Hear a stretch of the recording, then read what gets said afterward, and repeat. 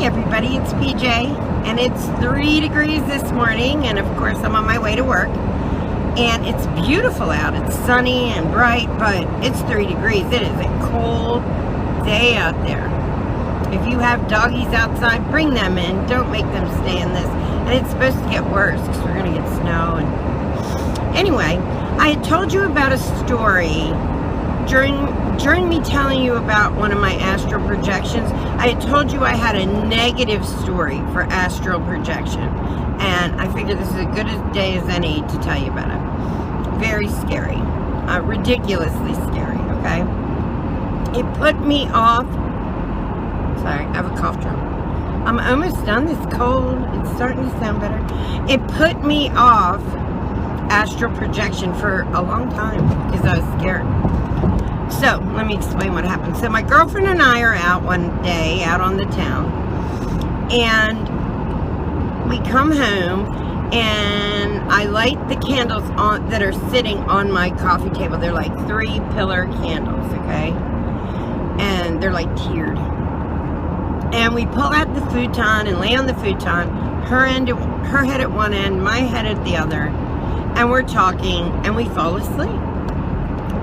So I get awoken at about 3-4 o'clock in the morning to not being able to breathe, like something is laying on me. Like, not that I couldn't breathe, like I couldn't use the muscles it took to breathe. It felt like they were like so heavy, and my whole body was like weighed down, or the gravity seemed to be so much stronger for some reason. So, okay, I'm like, all right, what's going on? And I look over, and the 3 candles just had smoke coming out of them. It was like smoke, like somebody had just blown them out. So I try to sit up. It takes every effort in my body to try and like lean up. And as soon as I get to a certain point, like somebody had 2 hands on my shoulders, I'm slammed, and I mean slammed down back on the futon, and my eyes close and I can't get them open for a minute. And the only thought I had in my brain, and I don't know where it came from, was he's coming, or he's behind you. So I knew something was there, some entity. And to give you a little update, like, I can see ghosts sometimes, and I'm never really afraid of them, because it almost seems like when I see a ghost, they're going through some sequence from a past life, like they're doing something, and I don't believe they're very aware of me. So I just catch a glimpse of them, or I've actually been able to stay still and done more than a glimpse at a couple times, but I'm not really like, you know what I mean? That's not who I am. So, but at this point, fear is like, my heart's pounding. I know I am in trouble. So, boom, back down on the futon mattress, like somebody took their hands and pushed me just as hard as you could. And I open my eyes, and the candles are lit. And I can breathe for a second. I'm like, oh, thank God I'm back, is what I'm thinking. And then boom, right back in. And I go down, like, and I open my eyes again, and I'm like, oh my God, the candles are smoking again. Crazy. And I know he's behind me. He's behind me. Now, if I leaned up and looked behind me, what was behind me was the dining room, the archway to the kitchen, and the back door. But if you look straight down, you would see the back door, the archway, the dining room, and then us. So I try to get up on, like, it's so hard, but I push myself up to one elbow, and I try to like turn to look. Boom, those hands come right back, slams me back down, and I mean slams so bad that at one point I bit my tongue. Like, I wasn't doing that. I wasn't having some friggin' seizure, but I bit my tongue, and I could taste blood the rest of the time. And slam back down on the futon. So I'm like, oh my gosh. So I open my eyes again and the candles are lit. And I raise myself up maybe that far from the mattress, trying to stand up so it doesn't happen again. Boom, here it comes again. Slam, back down into the mattress. I'm like, shit, he is coming. He's gonna get me. Like, I don't even know why I thought that, but that's what I thought. So I open my eyes, candles are out, smoke.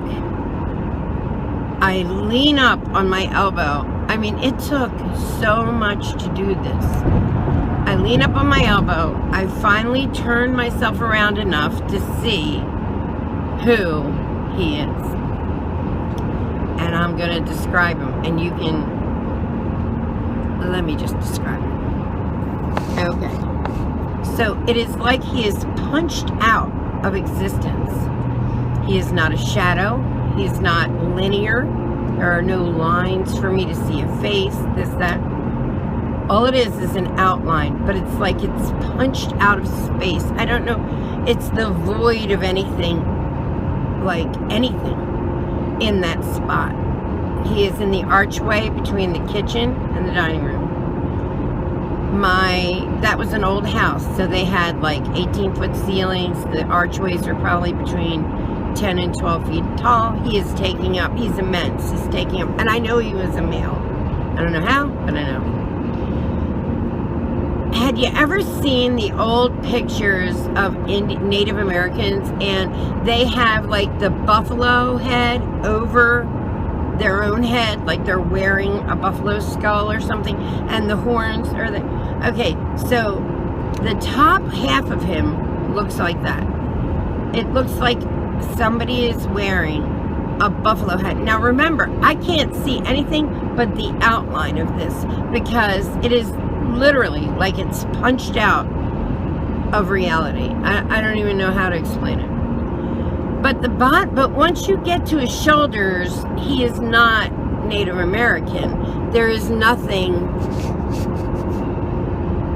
I'm sorry. There is nothing that would make you think that. It almost looked like a man in a long duster. Do you know what I mean by duster? Like a coat that comes down to like mid-calf. And although immense, like his arms are immense, it's a human form. And he is just standing there with his fist clenched. And I look directly where a face should be, but there's nothing. There's just the emptiness of this being standing there.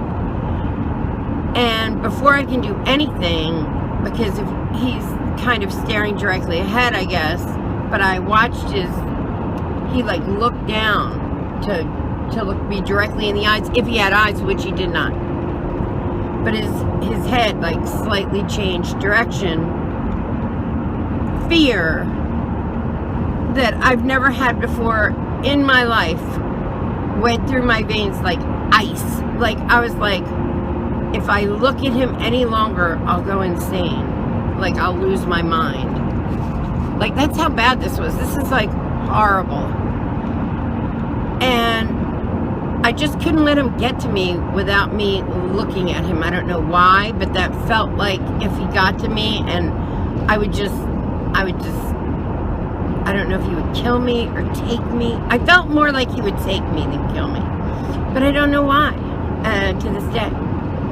But I had one more experience with him. But anyway, let me finish this one. So, as soon as I looked at him and he like looked at me, and I want to say looked at me, I have no reason to believe he even had eyes. I'm just giving you what it looked like. My reality version of this, I guess. So as soon as he like turned his head towards me, those hands came up again. And at first I was thinking that those hands were a negative part of it, but at that point I thought, whoever's pushing me back down, trying to get me to click back over to normal, is saving me. So I went with it. I just let them push me back down, and I laid there with my eyes closed for a moment, and I'm wide awake. I mean, I know what's happening to me. And like that, I hear this high-pitched noise, kind of like the only thing, have you ever, a high-pitched noise, and it's like a vacuum, not like the one you use on your house, but like this suction sound. And I open my eyes, the candles are lit, I leap up. I mean, I'm just like literally scared to death. I started to cry. I woke up my girlfriend and told her. I was like, holy shit. I didn't get very much sleep the rest of that night. It was like 3, 4 in the morning. Crazy, right? Here's the craziest part. So my son calls me, and I have another house, maybe 10, 15 miles away from the one I'm living in at the time, where my son was living. And he was in the master bedroom. And the master bedroom has 12-foot wall of sliding glass door out to the most beautiful woods. It was really spectacular, especially like in the fall. Unbelievable. And even in the summer, it didn't matter. It was just beautiful looking out to those woods. But he wakes up in the middle of the night and can't move. He is in the same situation I am, but what he was thinking was they're outside the window, that they're coming. So now I don't know if something was trying to find me, if something was trying to find him. I honestly don't know, but it was absolutely one of the scariest moments in my life. And like, even sleeping for the next couple days, I would wake myself up on purpose because I was like, don't go there. And that's how I kind of feel about it. Like, I went somewhere else. I don't believe that, I believe if somebody walked in my house at that moment, they would have seen my friend and I sleeping on a futon. But I don't believe that's us. I have this belief that this body that I wear, it's like the monitor to a computer, and that my brain is the tower to the computer, and I am the being behind all that, you know, pushing in the keys, telling it what to do. And I really believe that. Like, that's how I believe because like I said, we're energy. Energy never dies, it just transforms. So I don't believe that we're capable of death. And I don't believe that had you looked at me, you would have just seen me. But I believe very much so that that entity that's me, behind me, that I think about, the one doing the keyboard, I believe she was in a lot of trouble that night.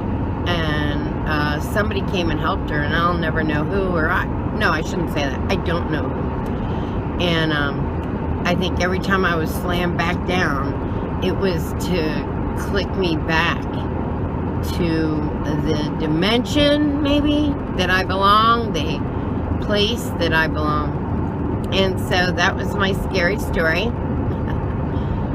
And I hope you take from it what you will. Comment down below and tell me about your scary story. I love to hear these stories. I haven't gotten anybody to tell me their version of what's happened to them, but I would love to hear it because it's like one of my favorite subjects.